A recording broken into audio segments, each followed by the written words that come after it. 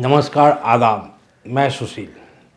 The field के जरिए आज हम उसी अपने सुप्रीम कोर्ट की बात करेंगे। सुप्रीम कोर्ट के जरिए हम एक इंसाफ की उम्मीद, हम क्या, देश के जो जितने भी नागरिक हैं वो एक इंसाफ की उम्मीद लगाए रहते हैं। हम लोगों की नज़रें बार बार सुप्रीम कोर्ट की तरफ क्यों जाती हैं? ऐसा क्यों लगता है कि सुप्रीम कोर्ट जिला अदालत के जैसा काम करने लगी है? क्या सुप्रीम कोर्ट बाबा साहब अम्बेडकर के उस संविधान धर्म को पढ़ना नहीं चाहती है जो बाबा साहब ने 1949 में हिंदुस्तान को संविधान बना कर दिया था कि हिंदुस्तान विधायिका, कार्यपालिका और न्यायपालिका के जरिए अपने आने वाले दिनों को तय करेगा? ऐसा क्यों लगता है कि न्यायपालिका, कार्यपालिका, विधायिका सब एक जैसा दिखता है? कि आजकल सुप्रीम कोर्ट के आप विगत 8 वर्षों में फैसले देखें तो आप एक भी ऐसा फैसला बताइए जिसमें जनता के जुड़े मुद्दे, जल, जंगल, जमीन, तीनों से जुड़े ऐसे कोई फैसले सुप्रीम कोर्ट ने किए नहीं किए।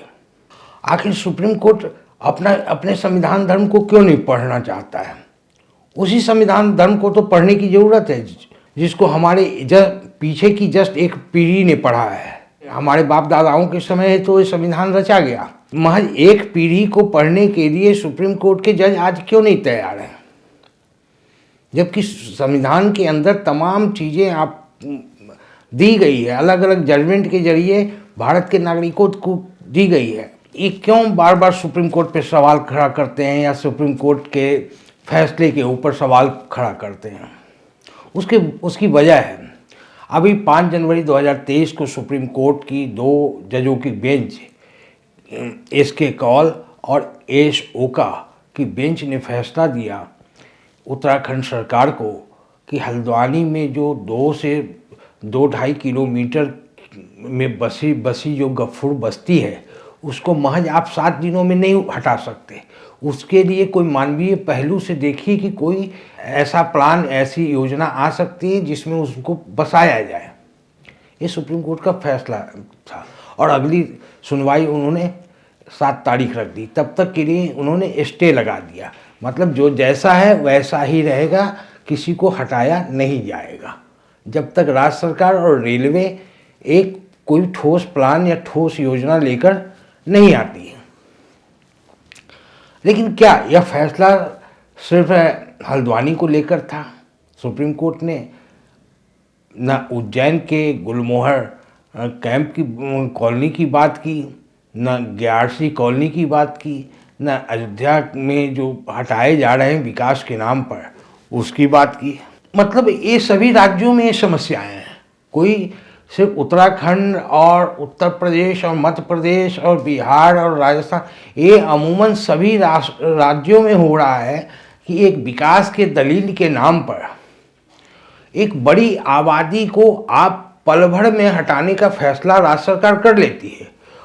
उसके अलग अलग वजह हो सकते हैं, उसके अलग अलग राजनीतिक वजह भी हो सकते हैं जिसमें अभी हम नहीं जाएंगे। अभी हम सुप्रीम कोर्ट के मुद्दे पे ही रहेंगे। तो सुप्रीम कोर्ट ने सिर्फ एक हल्द्वानी के केस को के बारे में जिक्र किया और स्टे ऑर्डर लगा दिया। लेकिन आखिर सुप्रीम कोर्ट की इतनी हम बात करते क्यों हैं? हम लोग क्यों करते हैं? आप बताइए कि पिछले खासकर 8 से 10 सालों में सुप्रीम कोर्ट ने आम जनता को देखते हुए जल, जंगल, जमीन से जुड़े कोई ऐसे मुकदमों की सुनवाई की जिसमें जल, जंगल, जमीन से जुड़े लोगों की रक्षा हो पाए? या जल, जंगल, जमीन से जुड़े हुए जो लोग हैं या जिनका व्यवसाय है, रोजगार है, जो उसी ज़मीन पे रहते हैं, क्या ऐसी कोई पुनर्वास योजना की शुरुआत की? या सरकार को, केंद्र सरकार को इसने कुछ ऐसा कानून बनाने के लिए कहा? हाँ, वो कानून बनाने के लिए किस पे कहता है? वो कानून बनाने के लिए ट्रिपल तलाक पे कहता है। वो कानून बनाने के लिए मंदिर पे कहता है। इस पे कानून बनाने के लिए नहीं कहता है। जाहिर सी बात है, जनता के सरोकार और सुप्रीम कोर्ट के सरोकार अलग अलग हो चुके हैं। ऐसा बहुत बार आपको लगेगा कि सुप्रीम कोर्ट जिला अदालत की तरह काम कर रही है। बहुत बार ऐसा लगेगा। सुप्रीम कोर्ट को सुनना कुछ है, सुनता क्या है, सिनेमा के टिकट कितने में बिकेंगे या नहीं बिकेंगे, सिनेमा हॉल के अंदर क्या खाया जाएगा और खाने की अनुमति देना है या नहीं देना है, ऐसे फाइल सुने जाते हैं। अभी 2022 बीता है, अक्टूबर में ही वर्ल्ड जस्टिस प्रोजेक्ट ने एक रिपोर्ट जारी किया, एक इंडेक्स जारी किया, ग्लोबल जस्टिस इंडेक्स। उसमें भारत का स्थान कहाँ पे है पता है आपको? 77वें नंबर पे है, 77 पोजीशन पर भारत खड़ा है। उससे अच्छा नेपाल की स्थिति है कि मतलब हमारे यहाँ जस्टिस सिस्टम, इंसाफ का जो तरीका है वो नेपाल से भी 3 पायदान नीचे है। उस वर्ल्ड जस्टिस इंडेक्स में आप देखेंगे, जैसे हमने जो पाया 140 देशों का उन्होंने आंकड़ा जुटाया, जिसमें उन्होंने कहा कि भारत जो है वो 77वें नंबर पे खड़ा है। उसमें उन्होंने अलग अलग कैटेगरी भी बनाई, जैसे जनता से जुड़े मौलिक अधिकार की रक्षा सुप्रीम कोर्ट हमारी कितनी करती है। आप इस इंडेक्स में पाएंगे भारत 94 नंबर पे खड़ा है, मतलब भारत का जो पोजीशन है वो 94 नंबर पे है। सिविल जस्टिस में वो 111 नंबर पे है, क्रिमिनल जस्टिस में 89 पे है। मतलब भारत का जो पोजीशन है वो क्रिमिनल जस्टिस से लेकर सिविल जस्टिस को भी आप उठा लीजिए, फंडामेंटल राइट्स को भी आप उठा लीजिए, हम नेपाल से पीछे हैं, लगभग बांग्लादेश के बराबर है। तो फिर ये सवाल क्यों नहीं पूछा जाना चाहिए कि सुप्रीम कोर्ट संविधान का धर्म क्यों नहीं पढ़ना चाहती? संविधान का धर्म पढ़ने का मतलब ये नहीं है कुछ पन्ने ही तो पलटने हैं। वो पन्ने कौन से हैं जिसको पढ़ना नहीं चाहती? हमारे संविधान निर्माताओं ने और संविधान बनाने के बाद जो संविधान हमारे यहाँ आया उसकी व्याख्या सुप्रीम कोर्ट ने अलग अलग केसों के जरिए की है। उस केस में जो दिए गए फैसले जो दिए गए वो हमारे संविधान का हिस्सा बनती गई।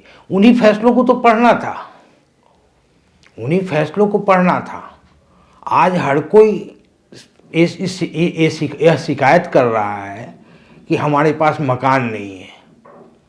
प्रधानमंत्री ने तो 2015 में ही कहा था कि हम सबको घर दे देंगे। क्या सुप्रीम कोर्ट को नहीं पूछना चाहिए केंद्र सरकार से कि आपने कहा था अब तक घर नहीं मिला, और जिसको घर मिला है उसको भी, जिसका घर है उसको भी आप उजाड़ रहे हैं? नहीं पूछना चाहिए था? केंद्र सरकार को कोई नोटिस जारी नहीं करनी चाहिए थी? सुप्रीम कोर्ट वहाँ जाने की ज़रूरत ही नहीं समझ रहा है, या वहाँ जाने से डरता भी है। ये जो हाउसिंग है हमारे रहने का, जैसे जिस मकान में हम रहते हैं, जिस जगह में रहते हैं, हमें सरकार सामान बना कर दे रही है जिसमें रह रहे हैं, या वो मेरा हक है? आपको हम बताते चले कि अभी कोविड का दौर था और यूनाइटेड स्टेट्स ऑफ अमेरिका ने कहा housing rights is a human rights, मतलब रहने का अधिकार किसी जगह पर वो एक इंसान का अपना मौलिक हक है, वो हम नहीं छीन सकते। अभी ये मतलब 2021 की बात बता रहे हैं। ऐसे दर्जनों आपको देश मिलेंगे जहाँ रहने के अधिकार को मानव अधिकार बना दिया गया है। आप स्कॉटलैंड की बात कर लें, हमारे प्राइम मिनिस्टर तो बराबर फ्रांस जाते हैं। फ्रांस सरकार ने तो हाउसिंग राइट को मानवाधिकार बना रखा है, ह्यूमन राइट्स बना रखा है। डेवलप कंट्री तो छोड़ दीजिए, साउथ अफ्रीका ने अपने नागरिकों को हाउसिंग राइट्स दे रखा है और उसको उस कैटेगरी में रखा है जो एक इंसान का अपना मौलिक अधिकार होता है। जो पैदा होता है, जिस दिन से पैदा होता है, उसके अपने कुछ अधिकार वो लेकर आता है, अपना हक लेकर आता है। वो अधिकार किसी को देने की ज़रूरत नहीं रहती। और ऐसे तमाम लगभग दर्जनों मुल्क है जो अपने नागरिकों को रहने के अधिकार को मानवाधिकार के तौर पे बहाल किया है। आखिर हम ऐसा क्यों कह रहे हैं बार बार कि सुप्रीम कोर्ट को खुद को पढ़ने की ज़रूरत होनी चाहिए? हम बात कर रहे हैं भारत के संविधान उस पन्ने की, आर्टिकल 21 की। आर्टिकल 21 हमें राइट टू लाइफ मतलब जीने का अधिकार और सम्मानता से जीने का अधिकार, सम्मान के साथ रेस्पेक्टफुली। एक मनुष्य की जो ज़िंदगी होती है, एक इंसान की ज़िंदगी होती है, उसकी जो ज़िंदगी की अपनी 24 घंटे की जो ज़रूरतें होती है, वो सारे अधिकार हमारे अनुच्छेद 21 में दिया हुआ है। और कोई एक दफ़ा इस अधिकार को नहीं पढ़ा गया।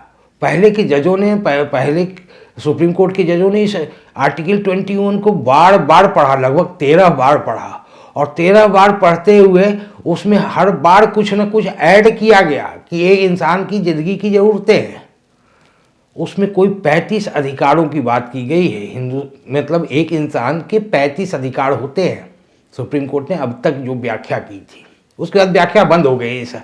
और ताज्जुब की बात है कि सुप्रीम कोर्ट के आज के जज एक स्टे ऑर्डर देकर सोच रहे हैं कि मेरा काम हो गया, मैंने कर दिया।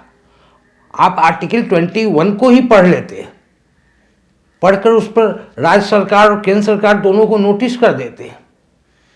कोई बड़ा कंट्रोवर्सी और बड़ी चीज़ें इसमें मतलब होने की बात नहीं थी। आपको डरने की भी ज़रूरत नहीं थी, क्योंकि ये ऑलरेडी संविधान में लिखा गया है। दिक्कत है कि हमारे जज संविधान धर्म को पढ़ना ही नहीं चाहते, जिसे बाबा साहब अम्बेडकर ने लिखा था। और समय समय पर दूसरे जजों ने इसमें ऐड ऑन करते चले गए। वो 35 अधिकार में कुछ अधिकार की मैं बात करूंगा, जिसकी आम दिनों जो चर्चा हो रही है और बार बार लोग सुप्रीम कोर्ट की तरफ देखते हैं। उसमें क्या है, राइट टू शेल्टर की भी बात की गई है। राइट टू शेल्टर मतलब एक इंसान को छत के नीचे ज़िंदगी गुजारने का अधिकार है। ये राइट टू शेल्टर इसको कहा जाता है। और इसमें वो सांस भी ले सकता है, साफ पानी भी उसको चाहिए, साफ बिजली भी चाहिए। ये सारे अधिकार, जैसे राइट टू शेल्टर के साथ राइट टू हेल्थ भी है, फिर राइट टू फ्रेश इन्वायरमेंट भी है, राइट टू स्लीप भी है, उस इंसान को सोने का अधिकार है, ये भी हमारे आर्टिकल 21 में है। राइट टू इलेक्ट्रिसिटी भी है, राइट टू फेयर ट्रायल भी है। ये फेयर ट्रायल की तो बात उठ रही थी हल्द्वानी में। हल्द्वानी क्या, सभी जगह बात उठ रही है। जहाँ जहाँ लोगों को डिस्प्लेस किया जा रहा है विकास के नाम पे, जहाँ जहाँ हटाया जा रहा है, वो सब कह रहे हैं मेरे साथ इंसाफ नहीं हो रहा है। और जबकि आर्टिकल 21 में ये सारे हक लिस्ट किया गया है, लिखा गया है, साफ साफ लिखा गया है। लेकिन दिक्कत यह है हमारे सुप्रीम कोर्ट के जज इसको पढ़ना नहीं चाह रहे हैं। आप देखिए फार्मर्स बिल, किसानों ने आंदोलन किया, क्या हुआ, सुप्रीम कोर्ट ने स्टे ऑर्डर लगा दिया। संविधान से जुड़े जो मुद्दे हैं, जो एक नागरिक को परेशान करता है हर दिन, एक नागरिक के वजूद को चैलेंज करता है, उन मुद्दों को सुप्रीम कोर्ट सुनने में कोई रुचि नहीं रखता है। जैसे राइट टू प्राइवेसी, हर आदमी की निजी ज़िंदगी होती है, वो उसका मौलिक अधिकार है। मैं बात कर रहा हूँ पेगासस की।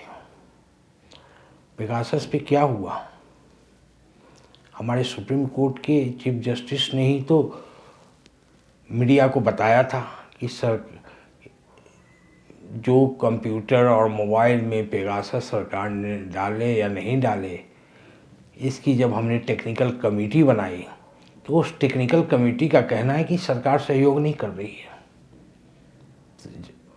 तो जब CJI रमन्ना साहब ये बोल रहे थे तो उनके पास अधिकार था। आपको हम बताते चले कि आर्टिकल 32 के अंदर हमारे जजेज को एक परम मतलब एक ऐसा पावर मिला हुआ है कि वो बिना किसी से पूछे एक ऑर्डर निकाल सकते हैं। उस ऑर्डर को मानना पड़ेगा, चाहे वो राज्य सरकार हो चाहे केंद्र सरकार हो। आर्टिकल 32 का क्या जस्टिस रमन्ना साहब नहीं कर सकते थे? नहीं किया।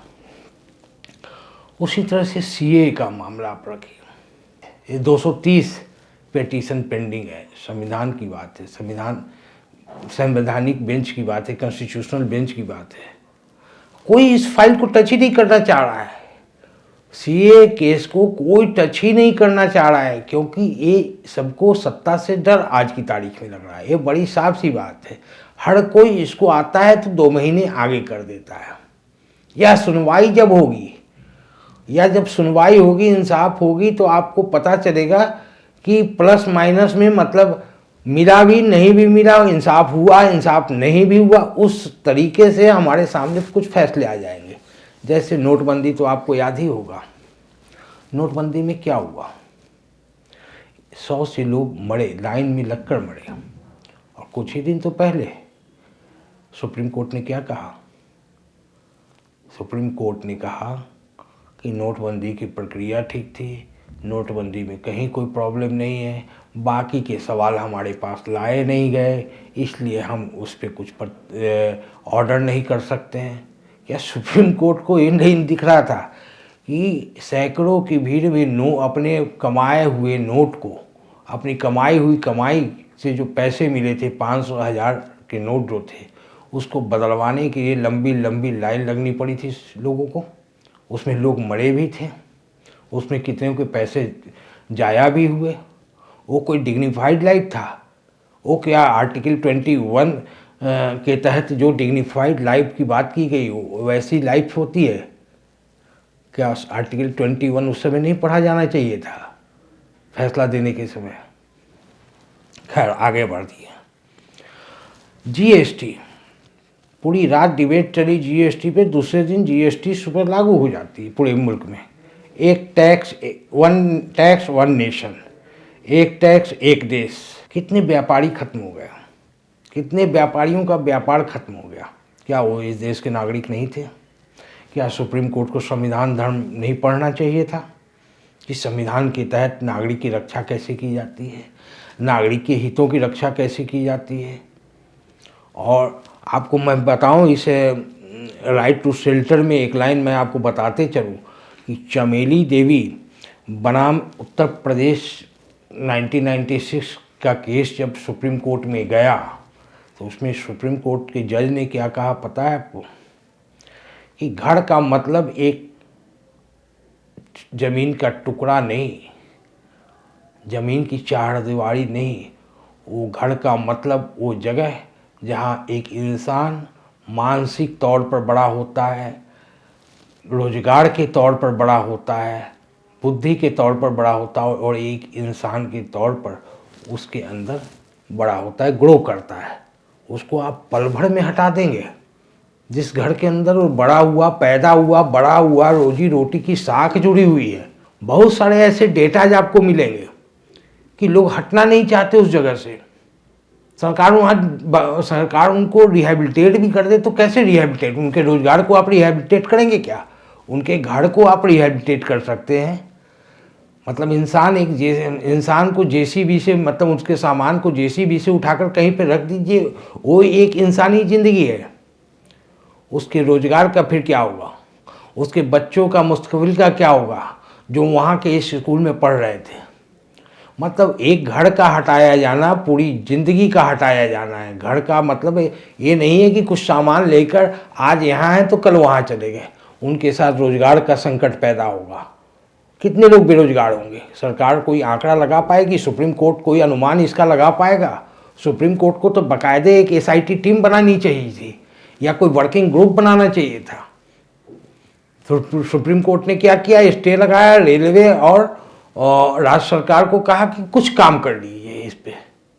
अरे आप पढ़ लेते भाई, आर्टिकल 21 पढ़ लेते, उसमें सारी चीज़ें हैं और उसके अनुसार आप रिहेबिलिटेट कर देते।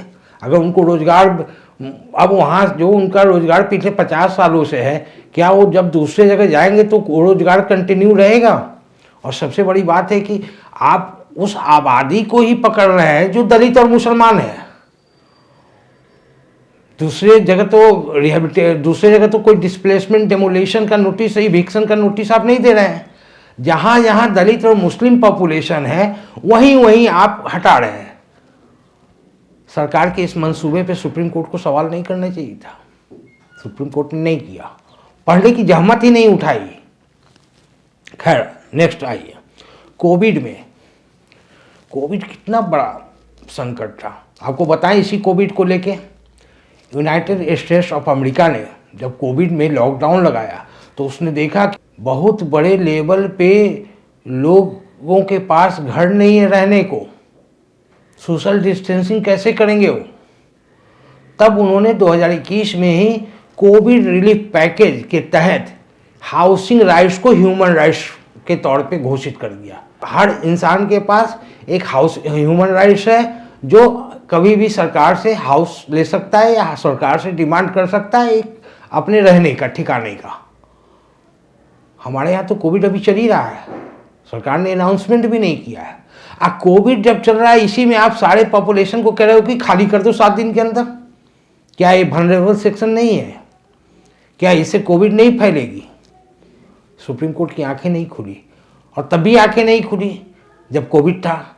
अभी कोविड में भारत सरकार के आंकड़े आप ले लीजिए तो 5,30,000 लोग मर चुके हैं बिकॉज ऑफ कोविड। कोविड के वेबसाइट पे आप जाइएगा, 5,30,720 अभी जब आपसे हम बात कर रहे हैं तो ये आंकड़ा है।